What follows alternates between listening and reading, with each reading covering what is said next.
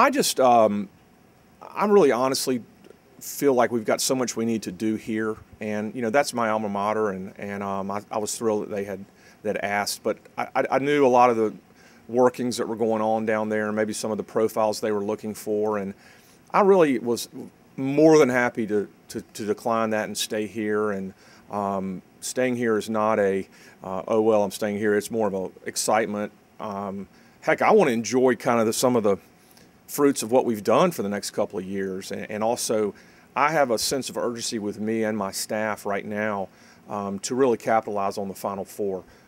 While this suite project is nice and the club seating tower is nice, we've got some other things that we need to do, and we've got a real commitment from Dr. Rao and the university to help us do those things for the program. And I told my staff the other day that I don't want to, 5 years from now, look at each other in the face and say we didn't capitalize on the Final Four, because it's just something we have to do for the university. What was the summer like? Does it feel like the season ever even ended? I told Shaka this morning, I'm not sure that I've totally wrapped my arms around what happened with the Final Four, and just the last 4 or 5 months have been a blur, to say the least. You get little glimpses and little moments of, you go, man, we did that, or man, gosh, they did that, and we beat Kansas, or we did this, or we did that. But it hadn't sunk in still. And the summer was a time I thought it would sink in, but we were so busy, and we've been really disjointed geographically with this massive project construction-wise in the Siegel Center. It's made for a chaotic summer, but a fun summer, and one where we're just moving ahead. Paul, I think it's definitely past the drawing board. We have solidified a lot of the infrastructure that it takes to raise the money for something like that, meaning we're putting together our committee and our campaign leaders right now. And I think what you'll see in the next month and a half, it will definitely get more on a fast track. We have some shoes that have dropped of late, which were very good shoes that needed to drop to put things in place to move that thing forward. And I would say it's been approved by the Board of Visitors, and we're ready to really kick it off, per se. We probably have an event of some type to kick off that campaign, and look for that to be coming down the pipe pretty soon in the next 6 weeks.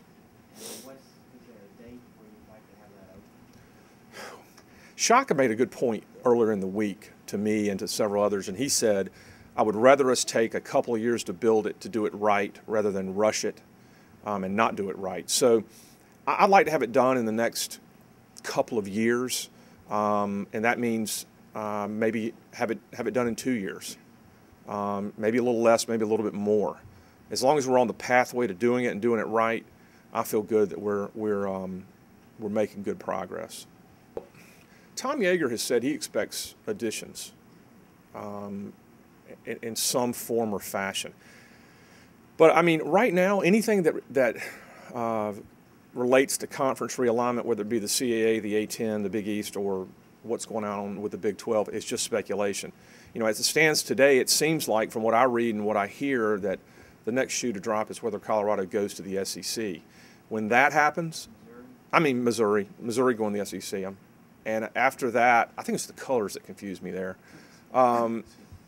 After that, then I think you're going to see some more dominoes fall. Certainly the halt on a lot of this was Oklahoma being told no by the Pac-12. But after the Missouri thing is taken care of, you're going to see some other things that are going to happen. I would think that the next dominoes to fall or things to happen would be the Big East reevaluating where they are, and also the Big 12 kind of reevaluating where they are. When it will trickle down to us, I don't know. I think everything has an impact on us. I think that one thing about our league, one of the greatest positives for VCU is the fact that we have unbelievable regional rivalries. And it is very, very difficult to think you would ever want to break those up.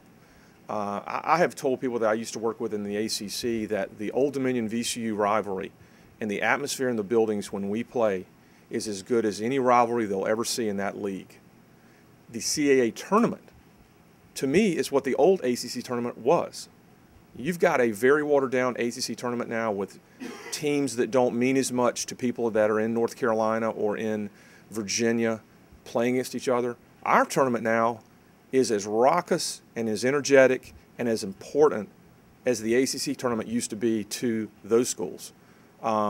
We sold out for the first time ever last year. So my point is that we've got a lot of leverage as a league, and as far as anyone wanting to do anything different, we've got to keep in mind those regional rivalries really, really are an engine to a lot of what we do. I told Shaka this morning, I'm not sure that I've totally wrapped my arms around what happened with the Final Four, and just the last 4 or 5 months have been a blur, to say the least. You get little glimpses and little moments of you go, man, we did that, or man, gosh, they did that, and we beat Kansas, or we did this, or we did that. But it hadn't sunk in still. And the summer was a time I thought it would sink in, but we were so busy, and we've been really disjointed geographically with this massive project construction-wise in the Siegel Center. It's made for a chaotic summer, but a fun summer, and one where we're just moving ahead.